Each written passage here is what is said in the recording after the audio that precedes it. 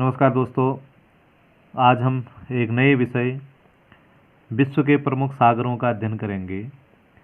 सामान्यतः हम पहले महासागरों का अध्ययन कर चुके हैं। महासागरों में विश्व का सबसे बड़ा महासागर प्रशांत महासागर, दूसरे में अटलांटिक महासागर, तीसरे में हिंद महासागर, चौथे में आर्कटिक महासागर और पाँचवें में दक्षिणी सागर। ये 5 महासागर हैं। इन महासागरों के बाद अगला हम सागरों का अध्ययन करेंगे। सागर वह भाग होते हैं जो 3 ओर से ज़मीन से घिरे होते हैं और एक ओर जो है महासागरों से मिले होते हैं। ऐसे समुद्री भागों को सागर कहा जाता है, अर्थात वह 3 ओर से, आप इसे देख सकते हैं, इधर से, इधर से, इधर से ये ज़मीन से घिरा है और एक और अटलांटिक महासागर से मिला हुआ है, तो इसलिए ऐसे क्षेत्र को सागर कहते हैं। जो पहले सागर हमारे हैं, पहला सागर है, इधर से हम देखते हैं कैरिबियन सागर। यह कैरिबियन सागर अटलांटिक महासागर के मध्य में स्थित है, 7,686 मीटर गहरा है और विश्व का सबसे गहरा सागर जो है यह कैरिबियन सागर है। दूसरा हम देखते हैं भूमध्य सागर। यह सागर एशिया, इधर से एशिया है, इधर से अफ्रीका है, इधर से यूरोप है, 3 महाद्वीपों से घिरा हुआ है और विश्व की 21 देशों की सीमाएं भूमध्य सागर को मिलती हैं।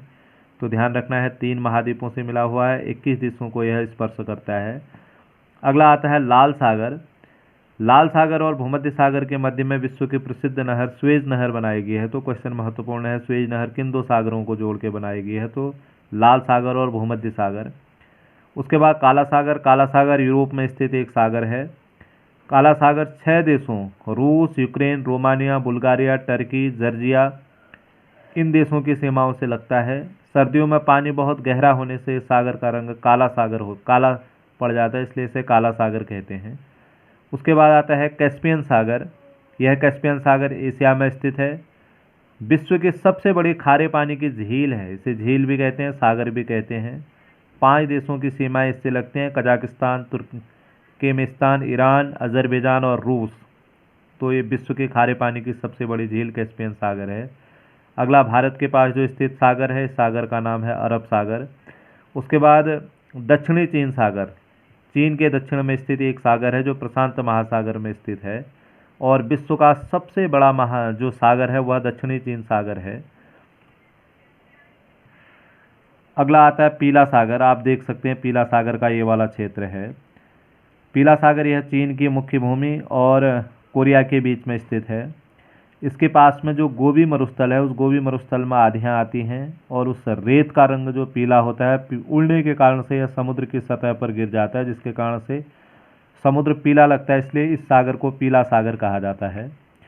पीला सागर के बाद हम देखते हैं तस्मान सागर। ये ऑस्ट्रेलिया है, ये न्यूजीलैंड है, तो ऑस्ट्रेलिया और न्यूजीलैंड के बीच में जो सागर स्थित है उसे तस्मान सागर कहते हैं। यह महत्वपूर्ण प्रश्न है कि ऑस्ट्रेलिया और न्यूजीलैंड के बीच स्थित सागर का नाम तस्मान सागर।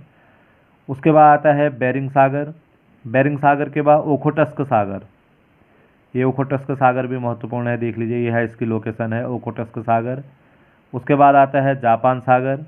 जापान सागर के बाद आता है नॉर्वेजियन सागर। नॉर्वे के पास जो सागर है इसे नॉर्वेजियन सागर कहते हैं।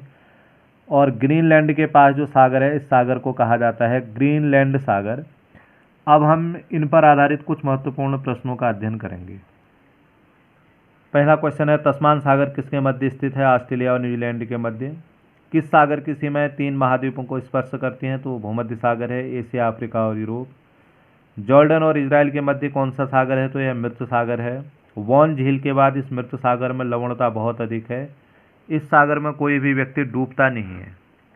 विश्व का सबसे बड़ा सागर दक्षिणी चीन सागर है और विश्व का सबसे गहरा सागर कैस्पियन सागर है।